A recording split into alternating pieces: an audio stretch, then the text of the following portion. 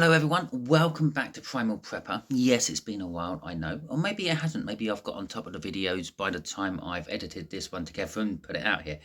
Right, so Primal Prepping. It's all about getting ready for the unexpected. Now, this could be on small scale, getting food put on one side just in case that you get made unemployed unexpectedly. And that's going to save you some time and worry about where your food's going to come from and things like that. But there may be the occasion where things get totally out of control and you have to leave your house. Okay. And so there will be videos about getting bug out bags ready and things, and there may be videos about getting a bug out situation or bug out location ready and things for when you do have to leave your house and things. Well, one of the things you may want to take with you is an airbed and a pump. Okay, because, well, sleep is important. If you don't get enough sleep, if your sleep is disturbed, if you're uncomfortable, you keep waking up, well, you get grouchy and you get tired and things become hard to do, etc., etc. So a good night's sleep is important, no matter what the situation is. So we're going to have a look at an airbed. Okay, here we go. This is a cheap, nasty, as far as I know, airbed. It's just a saying. I don't even know if it is nasty or not, which just come from Argos. Okay, it was about £20. It's probably the cheapest one I could find. It's a double one, just for the simple fact that you might be with your partner, maybe, when you do this. You might find someone along the way. You never know. What I'm going to do with this airbed is I'm going to unpack it and set it up. And I'm going to close it down every morning and simulate packing it up and taking it with you somewhere. Okay, obviously you might have to put this out on rough ground. You might have to lay a mat down underneath it to try to protect it, because after all, it is just a bit of rubber, plastic, which you pump up, but it's under pressure. It won't take much to pop, I assume. So in the ideal conditions, maybe you take it to your bug out location where it has a half decent floor with no jaggy out bits and things ready to pop it. But you still want to have some idea how long that airbed's going to actually last you, because at the end of the day, it is only going to be a temporary measure. Because if you have to go to your bug out location and stay there for a long time, well, sooner or later you will make yourself a new bed and make yourself a new mattress, if you have those skills. I don't know. At the very least, you might make a bed to keep it off the floor and then extend the life of it, so to speak. So basically, I would just be doing timing things and a little videos to let you know how long it took to do things. Keep a track of how long it lasts, just being inflated, deflated, rolled up, unrolled, inflated, deflated, etc. And yeah, it's going to be great fun. It's not just going to be a case I'm actually going to just pump it up and leave it overnight and then take it down in the morning. I'm actually going to use it as well.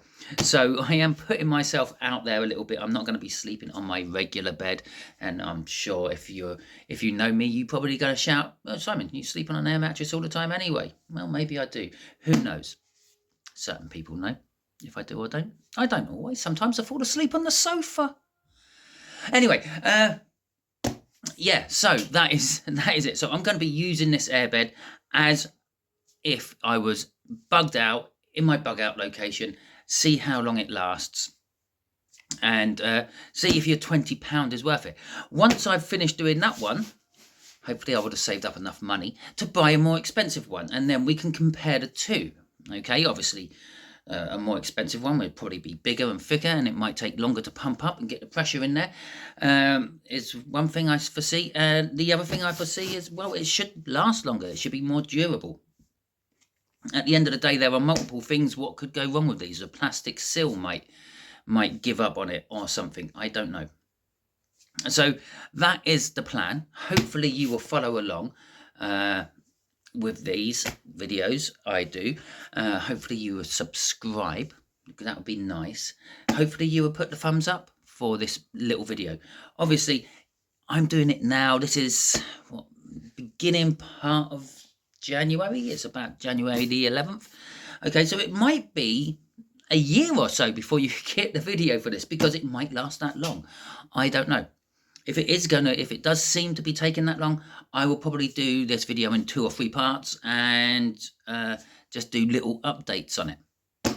Hopefully you enjoyed the video, as I said, and hopefully you enjoy all the other content I put out there with my gardening things and stuff like that. There is a new video coming out as well, which might already be out by the time you watch this one, so I probably shouldn't really talk about it, but it's about my garlic. I planted garlic in the middle of December one year. It was actually last year, no, the year before last, and nothing happened.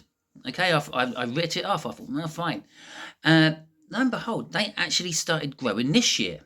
And I've got these little garlic stalks coming out of my pot. So, all because you plant something and it doesn't grow doesn't mean it's wasted. It might just be that the conditions weren't right when you planted it. And the following year, you might get a bumper crop of a load of stuff you didn't realise you planted. Okay, on that note, I'm going to finish this little bit of the video. Tuck it away for safekeeping and edit it into something else once I get the rest of the videos made for it. Well, hello everyone. Welcome back to Primal Prepper, although that's a bit weird because this is being tagged on to an older video I done. And yeah, so I've just told you welcome back while you're watching the same video. So anyway, this is the second part of the airbed test. Yeah, I said maybe it would last a year. Oh, how wrong I was. The 9th of February. Yeah, I didn't even get a whole month out of this airbed. I will show you how or where it went.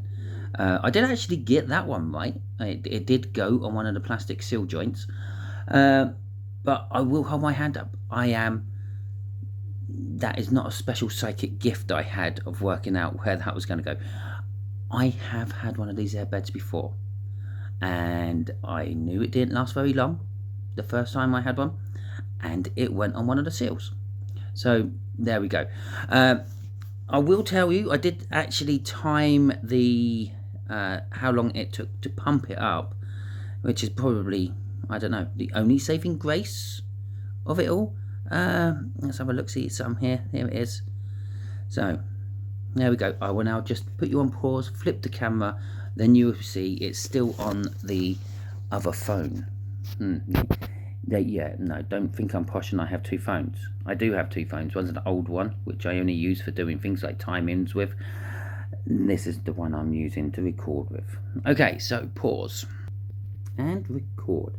There you go, 11 minutes and 3 seconds. Well, let's say 11 minutes and 4 seconds it took me to pump that bed up. Now, within that nearly month, I did give it 1 or 2 little extra pump ups where it started to lose a little bit of air, maybe leaking out the seal, maybe just like air temperature fluctuations. Obviously, when you first pump up an airbed, you're putting the air in under pressure and it warms up the air.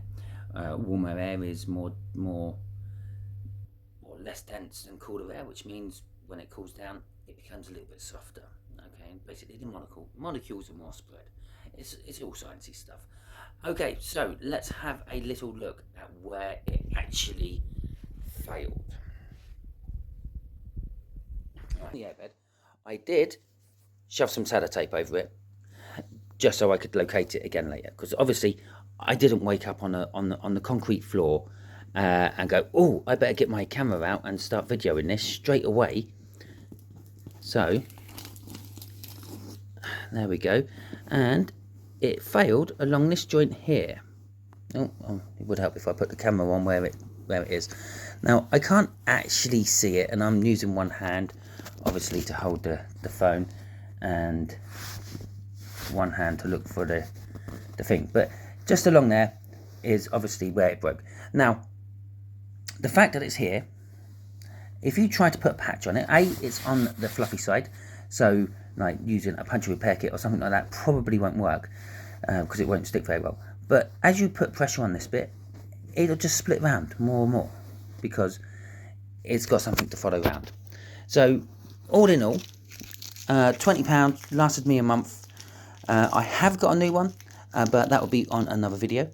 And I didn't realise these videos would be so quick together, so to speak. Let's get that light out of my head. There you go, that's a bit better. So yeah, I thought I'd have a little bit longer than a month, but I should have known better, really. Hope you enjoyed the video. Hit the thumbs up button. Let me know that you enjoyed the video. Let me know in the comments if you want to see more videos like this or not.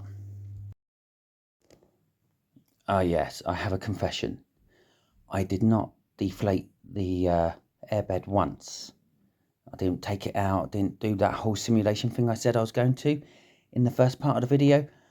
For the simple fact that the first day I woke up late and I didn't have time to do it before I had to go to work. So real life takes priority over YouTube. It never got done. Sorry about that, but at least I simulated what it would be like at your bug out location. Permanently pumped. Just a little afterthought, tagging it on the end, yeah? Or let me know in the comments about your experiences with airbeds.